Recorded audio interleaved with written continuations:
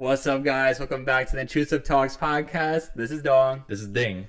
And welcome to our series review with episode 4? Yep. Episode 4 of Great Pretenders.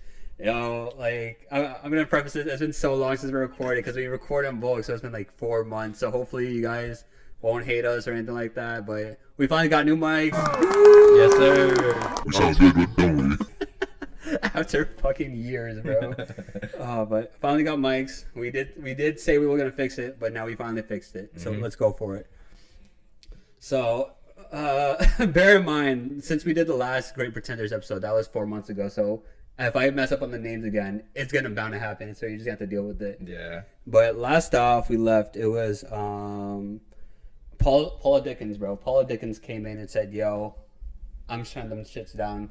This is what we're gonna do, and we're gonna try to catch Cassandra Lorentz gang." Yep. So from there on, episode 4 introduces with Makoto having a dream of his childhood while looking up at his father, lawyer Seiji Ozaki, and with Makoto under Salazar's watch at all times and a week remaining until the lab is ready. Abby sneaks in at night so Makoto can take lessons from Laurent and do a drug cooking via video conferencing and constructing a plausible fake version of Sakura magic to fool Cassandra. The next day, Makoto goes sightseeing with Salazar, visiting the theater and attending a baseball game at Dodger Stadium, and finds out that Salazar has a son named Tom living in foster care after the death of Salazar's wife, who he is missing a visit with because of Cassandra's command that he entertains Makoto.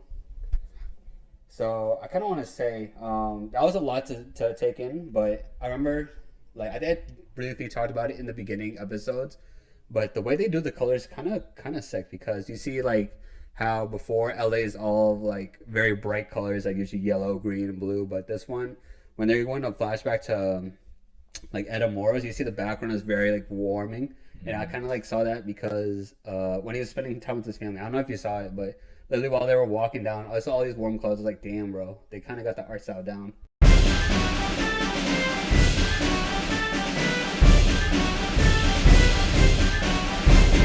You stupid man! Yeah.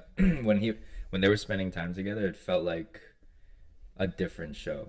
Like they just switched up the vibe, and it wasn't so much as like pulling off a con like that, like spy movie type of vibe. It was more like just peaceful, I guess. It was more peaceful slice of life. It humanizes, like, we finally understand Edamami's backstory, like finally understanding why he's having so much trauma, like with his mom getting sick, and I think she died, right? Yeah, she keeled over. Seeing where the father was at before all the drama happened, it was definitely like more humanizing to see. So that way we kind of sympathize with Edamora more. Yeah, it was interesting seeing like why, like what his dad did basically. Oh yeah. And like how it affected his childhood, and I guess it makes it more clear why he has these like reservations of not dealing drugs and like doing these things, even though it seems like he likes it, but deep down he's a con man. But at a young age, I feel like his father was such like a role model to him, to being like a good source of justice and making sure he stays on the right track. But I'm gonna just pick up from where that is. So I think it talks about it.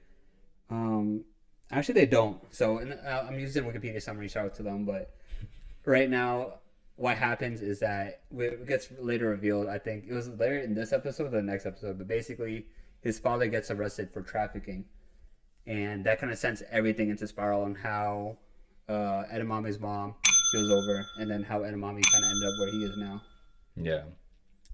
Yeah, that was this episode, and it was just insane because the flip between the two scenarios of like his dad just being a good role model to him, like telling him like, yeah, you got to do good, and then out of nowhere it's on the news. It's like it's broadcasted to fucking everyone in Japan that like his dad was like in trafficking. Yeah, just like out in the open. There's no privacy. Just like, yeah, it was child trafficking, right? I'm pretty sure. That shit was fun. When I saw child trafficking, I'm like, damn, you got your own son, you doing that too? Yeah. Bro, that would definitely fuck with the whole family. But that was tough. And in my notes, I said Edamami's mom is Smash. I just wrote Mom Smash, bro. Nothing else. Was like, I think she's valid though. And then again, I think a flashback back to Charles Dickens, and I also said Smash again. She's fine. Paula Dickens. Bro. Charles Dickens. Charles Damn, I didn't know you were like Is it that. Paula or Charles, bro? It's a girl. It's not Charles. Shit, I forgot the name. That's why I think I wrote Charles, bro. My bad. No, Paula's so fine, bro. Hey, we'll put up on the screen what Charles is, and that's what Dom likes. Sin, Damn, I Sin mean City was a maybe. Anyways, getting back to it. So at Makoto's behest, they pick up Tom and they send him to the theme park so he can spend the day with his father. However, in the restroom, Edamame is approached by Paula and Anderson, saying that Paula knows what the hell is going on with the scheme with Laurent, and make sure he's just kind of convinces him to be the mole in the FBI sting operation to arrest Laurent and Kasano, in exchange for which they will clear Mikado of wrongdoing and return to Japan. He discovers a hidden camera in his room when they get back to Salazar's home, meaning that his contact with Abby and Laurent has been found out. The next day, everybody comes at Kasano's mansion for a party, unaware that there's a traitor among them, but to Mikado's relief, Kasano accuses his financial manager. So, to break all this down, I kind of want to go back to the theme park. So, the theme park, Edamame is hanging out with Salazar, right? Salazar and his kid. And they have a scene where he's at the capsule machine, pulls it out, and then the kid gets, was it like a gang member? Yeah, like a statue? gangster. It was kind of cool to see that interaction because he, like, the kid's kind of whining, says he wants a bodyguard statue, kind of be like his dad. But because they're like actually holding up, not necessarily justice, but doing like the right thing, I guess, or whatever the kid said. I'm not sure if you remember, but it was kind of see that in contrast to his dad being actually one of the bad guys, since he's working for like the biggest, like, notorious, like, drug pin dude. Yeah.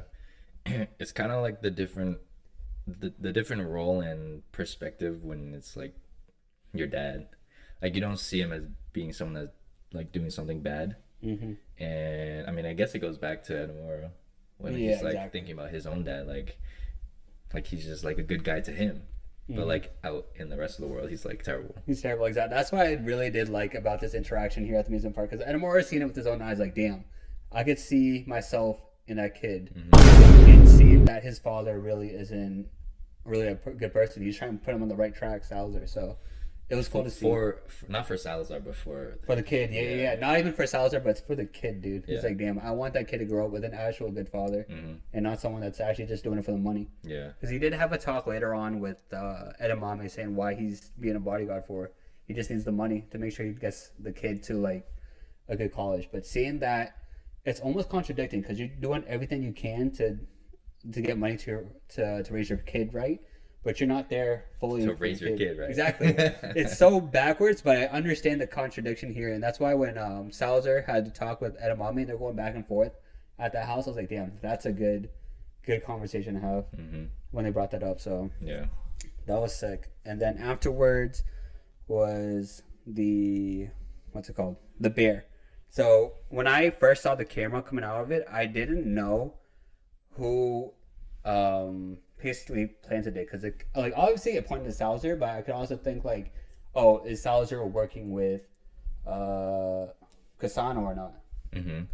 Because I was in the inclination that, oh, who put it there? Maybe it was Kasano that like planted it, so they're pretty fucked. So that's why when they had the whole scene about where they're having this big celebration before Sakura Magic pops out, and Kasano was shaking everybody up, bro. So he went up to Abby and was like, yo, you think there's a traitor among us? He's like, there's no way. And then comes up to Laurent and saying, there's any traitors. Like, there's no way. Maybe it'll be me, but Yeah. only Only I'm capable of being a traitor. Fucking Kasano's like, oh, that's a good joke, bro. Literally didn't know that he's actually gonna get fucked by this dude. And then comes up to Edamame. I love this part of the show where it comes up to Edamame and you don't know if he's gonna get his shits kicked in or not, because he brings up a bat. And since the bear scene was before the scene of the celebration, Yeah. you're like, holy crap, is Edamame gonna get his shit kicked in? So then the tension builds up and all this shit, and the next thing you know, he doesn't hit Edamame, but hits his financial manager. I was like, holy crap. That was sick. Right before that, when he is approached by Paula and like basically she tells him to choose. Like, you want to help us, or are you gonna just like get arrested with them? Yeah. And the cool thing I thought about that was the signal to tell the FBI whether or not he's choosing them or sticking with Laurent is the glasses that he wore, and they're the exact same glasses that he's already wearing. So when it cuts to the next scene, he picks up the glasses, but like as an audience member, you have no idea which glasses he chose. Yeah. So going into that scene where he's in the banquet at Cassano's mansion, you're just watching like which side is he actually on. I thought that was pretty cool because they like purposely showed the glasses. They had like a specific scene to show that you don't know which one he's choosing. It's a good direction. So then like it builds up the suspense, like what you were saying, even more. Yeah. Of like what side is Edamame on? Because at this point in time, I didn't know what Edamame was going to choose. Because I was going back and forth saying like, is he really going to side with Laurent or is he going to side with the FBI? I had no idea. So let's see where he is. So Edamame confronts Salazar about the camera and asks him why he didn't expose Cassano. And Salazar explains that he became a gang lord and later Cassano's bodyguard out of desire to rise above his poor upbringing and give his son a better life. This reminds Makoto of his father's own arrest on suspicion of aiding a human trafficking ring, prompting him to agree to cooperate with Paula and FBI on the condition that they leave Salazar free.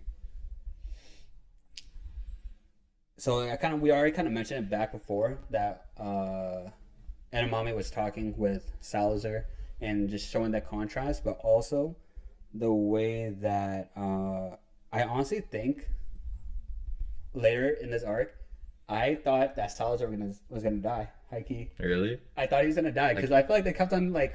I feel like a lot of anime they build up this emotional sentiment attachment for certain figures. So I thought since they got so much like background with Salazar, I thought he was gonna die. So I literally wrote down, I think he might die because they're building up too much. We saw his kid. We saw how he's been trying to be a good father. So I think he was gonna go off on the next episodes or so. I didn't think that specifically because I felt the purpose was to show the background of Edamura and not so much to feel anything towards Salazar. That's how I took it. Like it was more understanding Edamura instead. I kind of see your point there, but I also could have seen that they were just trying to build up Salazar and then see like Salazar kind of change a new leaf. I felt like because I felt like he would have like maybe realized his kid's his actual like part in his life, and then right when he has that inclination, gets stabbed or some shit or like blown up or some shit stupid shit like that. That was my prediction. I just didn't think so because like Edamura's whole like goal was for him to be there for Tom. I don't know. I just didn't think it would add to the story if Salazar is dead. Just because like Edamura went out of his way to make that connection. I don't know. It just didn't seem like I can see it go both ways, yeah. But I feel like if they wanted to like incite some sort of shock within the audience, I think they could have killed off Salazar. That would have. I don't know if it would have hurt me. I would have been like, okay. I'd be like, damn, that sucks, bro. But shit's going down if someone did die, though. I was gonna be like, that sucks, but get back to the con. Get back to the con, man. What are we doing here? But that's what I said in my future prediction. But also, I honestly think at the end of the series, Laurent might die. Just because I think they played him too much as like this heel character, where he's not necessarily the villain, but he's not necessarily the hero. He's like the one that's stringing everything together. But along the way, I feel like he would end up in a situation where he like saves someone's life, and he basically dies. I don't know when, but I feel like at the end of the series is when we'll see it. I don't think he's gonna die, but I feel like there's gonna be a turning point where Laurent is stuck in a bad situation, and Edamura is gonna be the one like. He's gonna be like the leader and like getting Laurent out. Out of some situation. I feel like that's what this whole show has been building Edamame to do, though. Yeah. Because Laurent's really just on his dick, low key, bro. Yeah. He's like, you're made for the con, man. I'm trying to get you into my gang. Come on. It's just how it is. Yeah. Also at the end, so let's see. So basically at the end, it shows Edamura choosing to side with the FBI. And because at that point it reveals that he chose the other pair of glasses, so he's like talking with the FBI in his ear. Yeah. And I felt like it was obvious that there's definitely a plan to get out of this situation. Yeah. Like there's no way it would fail here. Like because of the past episodes of like everyone's in on it, there's got to be other people in on it. I agree. I felt like at the end of the day, there's no way that Edamame is gonna side totally with the FBI. I feel like he'll have a turning point where he would side with Laurent.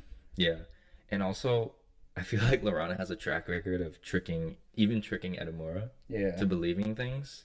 So I feel like Edamura's in his own world. Like he has no clue what's happening in the background. Yeah, he's just cool. He's just scared shitless, basically. That's all he is right now. Just straight up trust issues. He does not trust anything. Fuck. I wouldn't trust anything if I was in Edamame's shoes. Yeah, true. I don't know. But with that, I think that's episode 4, right? Yep. Yeah. That's what we got from it. Hey, thanks everyone for watching. Letting us know in the comments what you guys feel about it, and look forward to episode 5. Yep. Stay tuned for next week's episode. Peace.